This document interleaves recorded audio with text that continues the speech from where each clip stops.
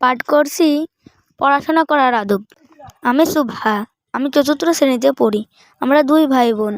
আমার ভাইয়ের নাম সাহিল, আমার মায়ের নাম সাদিয়া রহমান মুন্নি। আমার মা একজন শিক্ষক। আমি মায়ের কাছে পড়াশোনা করার আদব শিখতে যাই।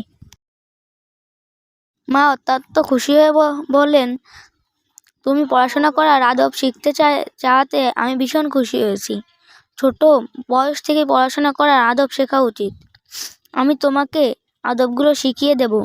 তুমি অবশ্যই আমার শেখানো আদব অনুযায়ী পড়াশোনা করবে এবং তোমার ভাইকেও শেখাবে। মা বললেন, ইসলাম আমাদের জীবনের সব রকম কাজের শিক্ষা দিয়েছে, তেমন পড়াশোনা করার ব্যাপারেও ইসলামী নির্দেশনা রয়েছে। ইসলামী নির্দেশনায় পড়াশোনা করা আমাদের সকলের উচিত। আমি তোমাকে ইসলামের পড়াশোনা করাবার আদব বুঝিয়ে দেব। তুমি তা মনোযোগ সহকারে শুনবে ও মনে রাখবে। পরবর্তীতে সে অনুযায়ী পড়াশোনা করবে।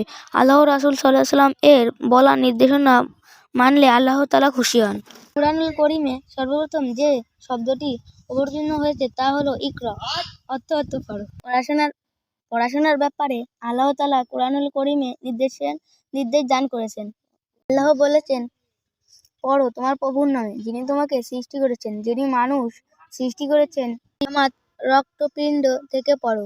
আর মহান আল্লাহ তাআলার সঙ্গে সংযোগ স্থাপনে মুসলিম জাতির ইতিহাসে সর্বপ্রথম যে বিষয়টির ওপর গুরুত্ব দেওয়া হয়েছে তা হলো পড়ো। জ্ঞান অর্জনের চাবিকাঠি হচ্ছে বই পড়া। এতে স্রষ্টা আর তার সৃষ্টি সম্পর্কে মানুষের জ্ঞান বিকশিত হয়। ইসলাম ও মুসলিমদের জ্ঞান সংক্রান্ত ভিত্তি হচ্ছে পড়াশোনা করা। ইসলাম ও মুসলমানদের জ্ঞান সংক্রান্ত ভিত্তিতে হচ্ছে পড়াশোনা করা। সব ধরনের জ্ঞান অর্জন, সংরক্ষণ ও প্রচারের জন্য আল্লাহর পক্ষ থেকে আদেশ। বই একদিকে যেমন জ্ঞানের উৎস, অন্যদিকে জ্ঞান সংরক্ষণের প্রাথমিক মাধ্যম বই পড়ার মাধ্যমে উত্তীর্ণ হয়। জ্ঞানের জন্য দিগন্ত পড়াশোনার মাধ্যমে মানুষের মতো মানুষ হওয়া যায়। আল্লাহকে চেনা যায়, তার আদেশ নির্দেশ সম্পর্কে জানা যায়। রাসূল সাল্লাল্লাহু আলাইহি ওয়াসাল্লাম এর জীবন ও তার বলে যাওয়া কথাগুলো জানার জন্য পড়াশোনা করা অত্যন্ত জরুরি। পড়াশোনা করার একটি আদব বিনিময় হচ্ছে পড়াশোনা করতে হয়। আমাদের নিজে পড়াশোনা করতে পারি না, সেজন্য আমাদের মা বাবাদের কাছ থেকে শিখতে হয় অথবা শিক্ষকের কাছে শিক্ষা নিতে হয়। গুরুজন ও শিক্ষকের প্রতি বিনয় হচ্ছে পড়াশোনার শিখতে হয়। পড়াশোনা করার জন্য তোমাকে স্কুলে যেতে হয়। স্কুলে অনেক শিক্ষক রয়েছেন, তারা তোমাদের শিক্ষা দান করেন। পিতামাতার পরে স্থান হচ্ছে একজন শিক্ষকের। সুতরাং শিক্ষকের প্রতি বিনীত না হয়ে শিক্ষক তোমাদের প্রতি দায়িত্বশীল হবেন না, তোমাকে ভালোভাবেন না। পড়াশোনা করার জন্য বিনীত হওয়াটা অত্যন্ত আবশ্যক। তুমি যখন স্কুলে যাও তখন অনেক গুরুজনের সাথে তোমার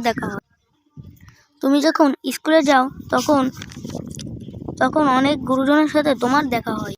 আদবের সাথে পড়াশোনা করার মাধ্যম তুমি শিখবে গুরুজনের সাথে দেখা হলে কেমন আচরণ করা দরকার, তাদের সাথে কিভাবে কথা বলা দরকার।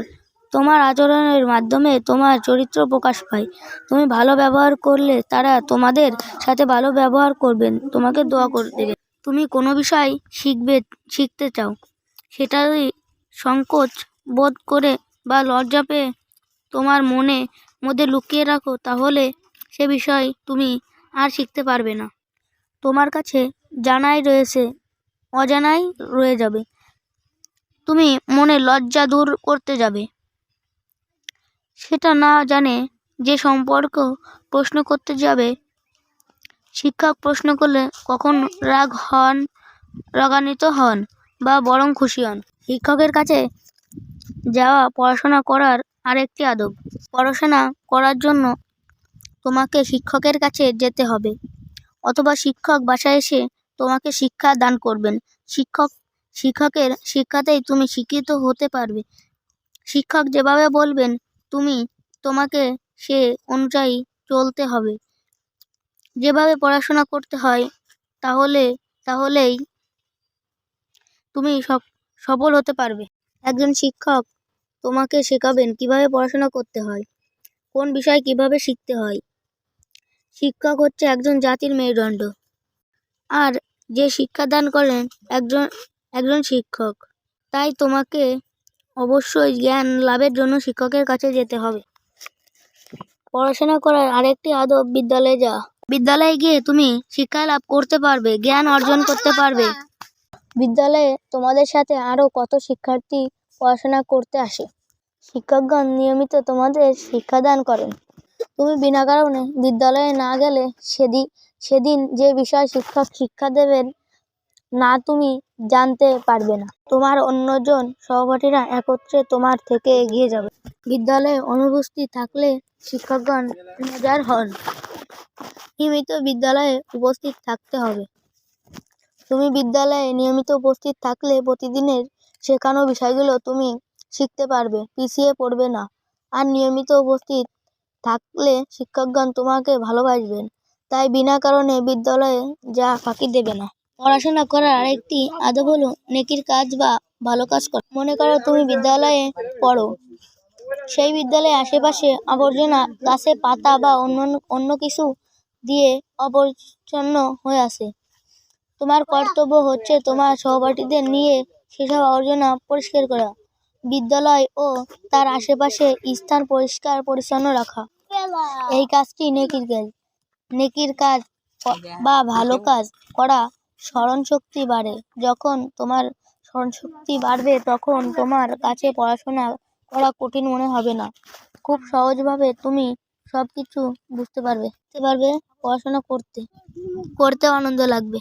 নেকি লাভের আরেকটি উপায় কোরআনুল করিম থেকে তেলাওয়াত করা। কোরআনুল করিম মহান আল্লাহ তাআলার বাণী। আল্লাহর বাণী তেলাওয়াত করলে মনে শান্তি আসে, জ্ঞান বাড়ে, স্মরণশক্তি বাড়ে। আমাদের রাসূল সাল্লাল্লাহু আলাইহি ওয়াসাল্লাম নিয়মিত কোরআনুল করিম তেলাওয়াত করতেন এবং সাহাবীগণের তাগিদ দিতেন। কোরআনুল করিম তেলাওয়াতকারীকে আল্লাহ তাআলা খুব ভালোবাসেন। এটি একটি নেকির কাজ। কোরআনুল করিম তেলাওয়াত করলে পড়াশোনা করার প্রতি তোমার মনোযোগ বৃদ্ধি পাবে, কঠিন বিষয় খুব সহজ হয়ে যাবে। পড়াশোনা করার আরেকটি আদব খাবার অভ্যাস ত্যাগ করা। খারাপ কাজ আল্লাহ তাআলা অপছন্দ করেন, এতে গুনাহ হয়। গুনাহ কাজ করলে মন অন্ধকারে ছেড়ে যায়, স্মরণশক্তি লোপ পায়। তাই ভালো কাজ করে যেমন নেকি অর্জন করতে হবে, তেমনি গুনাহ কাজ থেকে বিরত থাকতে হবে নিজেকে। পড়াশোনার আর একটি আদব হলো পড়াশোনা নিয়ে বেয়াদবি না করা। পড়াশোনা করা একটি পবিত্র কাজ। পড়াশোনা নিয়ে হাসি তামাশা করা বেয়াদবি। তাই এমন কাজ করা চলবে না। বিদ্যালয়ে তোমার ক্লাসে অন্য কোনো সহপাঠীর সাথে অভদ্র আচরণ করবে না, কটূক্তি করবে না। এসব বেয়াদবি কাজ থেকে দূরে থাকতে হবে। পড়াশোনার আরেকটি আদব হলো নিয়মিত মেনে সময়মতো সব কাজ করা উচিত। ঘুম থেকে ওঠা, বিদ্যালয়ে যাওয়া, খাওয়া দাওয়া করা, খেলাধুলা করা, পড়াশোনা করা, ঘুমাতে যাওয়া, এই সকল কাজ সময় মতো করতে হবে। এতে তোমার মন শান্তি পাবে, মনোযোগ বাড়বে, সবাই তোমাকে দোয়া করবে। পড়াশোনার আরেকটি আদব হলো পড়াশোনার সময় না ঘুমানো বা খেলাধুলা করা। পড়াশোনার আরেকটি আদব হলো মনোযোগ দিয়ে পড়াশোনা করা। পড়াশোনার সময় পড়া বাদ দিয়ে অন্য কাজ করা, খেলা, টিভি দেখে এসব করা যাবে না। রুটিন মেনে পড়াশোনা করতে হবে। রুটিন মেনে পড়াশোনা করলে পড়াশোনা করতে তোমার ভালো লাগবে। সব বিষয়ে তুমি ভালো ফলাফল করতে পারবে, সবাই তোমাকে ভালো বলবে। পড়াশোনার আরেকটি আদব হলো আল্লাহর কাছে দোয়া করা। সমস্ত কিছু মালিক আল্লাহ তাআলা। তাই স্মৃতিশক্তি বাড়বে জন্য পড়াশোনার অমনোযোগী হওয়ার জন্য নিয়মিত আল্লাহর কাছে দোয়া করতে হবে। জ্ঞান দানের মালিক আল্লাহ, জ্ঞান বৃদ্ধির মালিক আল্লাহ, রহমত দান করার মালিক আল্লাহ। আল্লাহর কাছে সব কিছু চাইতে হবে। নিয়মিত 5 ওয়াক্ত নামাজ পড়ে আল্লাহর কাছে দোয়া চাইতে হবে। আল্লাহর কাছে চাইলে আল্লাহ খুশি হন। আল্লাহর কাছে দোয়া করলে আল্লাহ জ্ঞান বাড়িয়ে দেন, পড়াশোনার প্রতি মনোযোগ বাড়িয়ে দেন।